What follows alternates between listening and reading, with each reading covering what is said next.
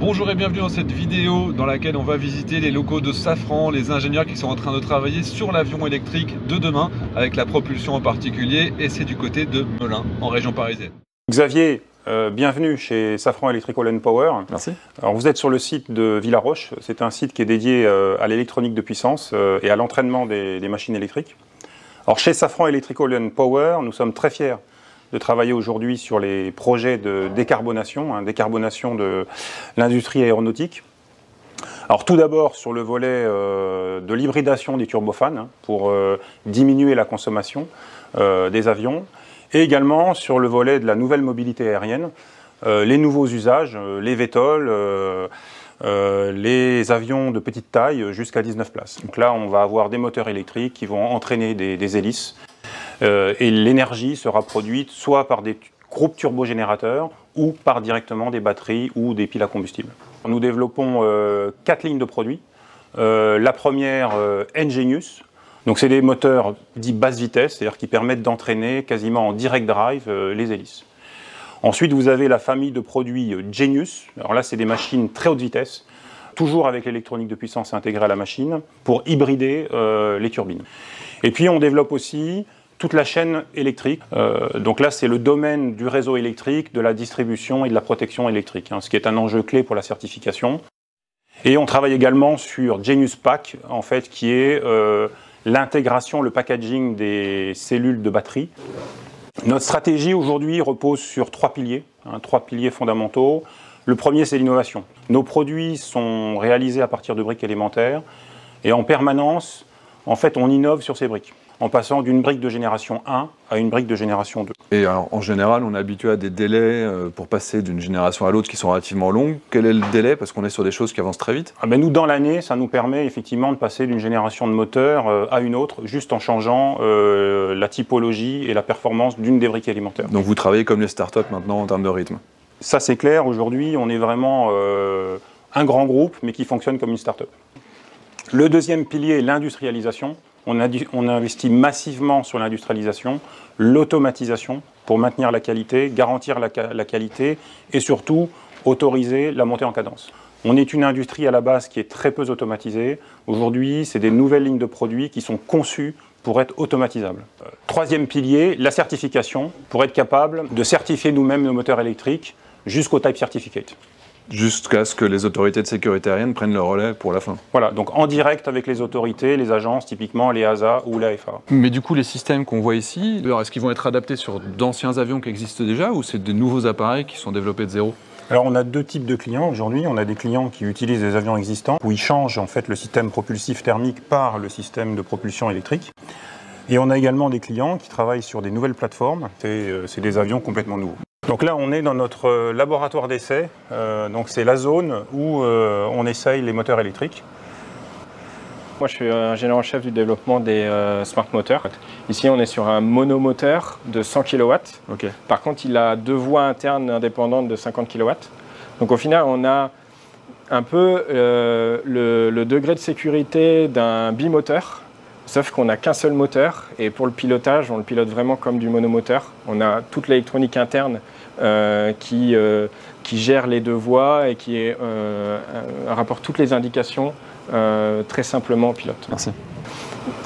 Au niveau montage de ces gammes Ingenius, tout le boîtier est en un seul bloc. Donc on a la partie moteur qui se fait au fond. Oui. Et après, on vient rajouter l'électronique. Et comme je vous disais, suivant les modèles, on peut avoir différentes architectures.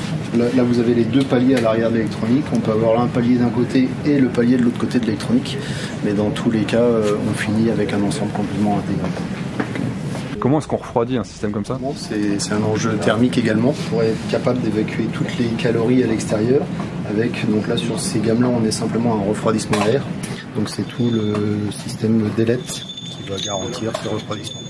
Pour atteindre le niveau de quantité et de qualité attendue, donc là on est en train de mettre en place une ligne automatisée de montage, donc pour suivre toute la montée en cadence nécessaire. Et au niveau qualité, ça permettra d'avoir une bonne répétabilité des opérations, des process, et d'avoir toute la traçabilité associée des éléments et de l'équipement. Alors je suis l'ingénieur en charge de la caractérisation et de l'intégration de nos moteurs, de nos produits. Donc ici, on a la version, le moteur l'Ingenious 50, Oui. ici. Donc là, on est en cours de caractérisation thermique. Ça signifie qu'on a mis plein de thermocouples à l'intérieur et sur la peau pour recaler nos modèles thermiques et mieux connaître son comportement vis-à-vis des différentes puissances, des différentes phases de vol. Cette fois, on est sur la gamme de l'Ingenious 100. Et donc là, on a le moteur et la partie électronique. Donc ça nous demande de faire des outillages qui vont du coup simuler cette interconnexion qu'on n'a plus, du fait qu'on soit en remote. Donc on a typiquement des outillages là qui vont simuler la connexion entre l'électronique et le moteur. Et ce type de setup est très pratique pour notre intégration, notamment des lois de contrôle. Donc là, on est en train de développer une loi de contrôle sensorless, sans capteur mécanique. Et on est dans la phase d'intégration sur le moteur Ingenious 100. Merci. On est ici maintenant avec la directrice des essais moteurs. Voilà, donc on va vous présenter aujourd'hui le banc e-propeller. Donc c'est un banc qu'on a développé justement pour faire des essais de nos moteurs électriques avec une hélice. Donc l'objectif, c'est de pouvoir faire à la fin des essais système chaîne électrique. La batterie plus le moteur. Samir, bonjour. Bonjour, Qu'est-ce qu'on fait ici? je suis l'ingénieur en chef du produit Ingenious 500. Donc c'est un produit, comme son nom l'indique, qui développe 500 kW, Ok. avec un couple qui peut être supérieur à 3000 Nm. Donc c'est l'équivalent de 3 grosses Tesla. On a un système de refroidissement liquide sur le dos produit, avec une densité de puissance assez importante côté moteur, donc supérieure à 5 kW par kg, Ok. quasiment. Donc là, du coup, c'est un moteur 100% électrique ou c'est un moteur hybride électrique? C'est 100% électrique, donc on a un moteur électrique et une port électronique qui est mis à l'arrière. Vous voyez le moteur ici en couleur orange et la port électronique sur la partie alu. Donc c'est du 100% électrique. Du coup, 100% de réduction des émissions de CO2 hors production d'électricité. Hors production d'électricité.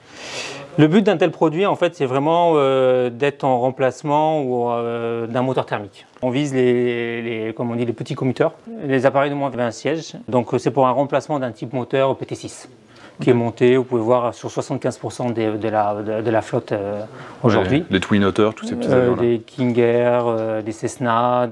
Chez Safran Electrical & Power, aujourd'hui, on est en plein développement de ces solutions.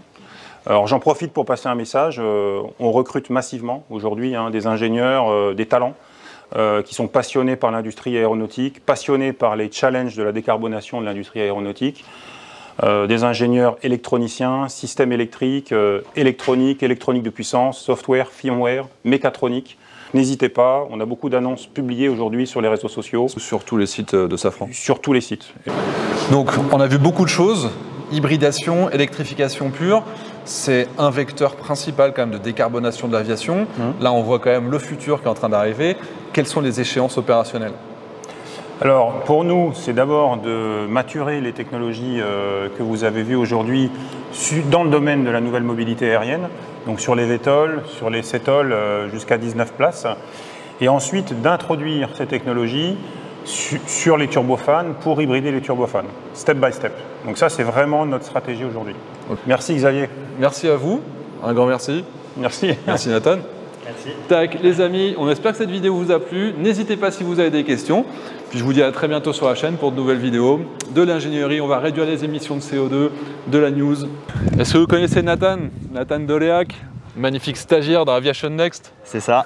Il a fait plein de sujets avec la vidéo, notamment il a préparé le sujet sur le Boeing Sonic Cruiser à l'époque. Donc aujourd'hui, il a fait plein de missions avec moi, aujourd'hui en petite visite. Voilà, un gars bien. Bah, c'est gentil. T'as une chaîne YouTube aussi, il paraît? Ouais, c'est ça, lancé il y a peu de temps, avec quelques interviews de pilotes de ligne, de visites un peu sympas, grâce à Xavier notamment. Et puis voilà. Plutôt orienté ingénierie du coup? C'est ça, ingénierie, ouais. On va te suivre dans ta carrière, on mettra le lien en LinkedIn également, comme ça si les gens veulent te suivre. Ouais, c'est gentil. Puis merci à Xavier, puis abonnez-vous à sa chaîne, il en a besoin. Regardez, les larmes qui coulent.